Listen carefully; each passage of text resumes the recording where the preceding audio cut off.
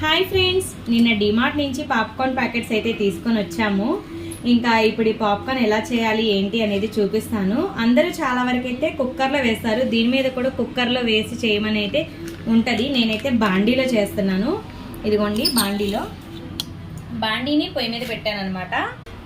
ఇంక ఇక్కడైతే stove on చేసేసానండి. ప్యాన్ బాగా హీట్ ఎక్కించాలి. ప్యాన్ బాగా హీట్ ఎక్కిన తర్వాత అప్పుడు పాప్కార్న్ ప్యాకెట్లో ఉన్న పాప్కార్న్ గింజలను అయితే దీంట్లో వేయాలన్నమాట. చూపిస్తాను. ప్యాన్ హీట్ ఎక్కేలోపు నేనైతే ప్యాకెట్ని కూడా కట్ చేసి రెడీగా పెట్టేసుకున్నానండి. ఇంకా ప్యాన్ అయితే హీట్ ఎక్కింది. ఇంక ఇందులో వేసేస్తున్నాను. ఇలా నీట్గా వేసుకున్న తర్వాత గ్యాస్ని హై ఫ్లేమ్లోనే పెట్టుకోవాలి. 1-2 చిటిచిట అని పేలిన తర్వాత అప్పుడు దాని మీద మూత పెట్టి అప్పుడు సిమ్లో పెట్టాలి. ఇంకా పాప్కార్న్ అయినాక చూపిస్తాను. ఇంకా అన్నీ పేలిన తర్వాత స్టవ్ అయితే ఆఫ్ చేసుకోవాలి. చూసారా, ఎమ్మి పాప్కార్న్ అయితే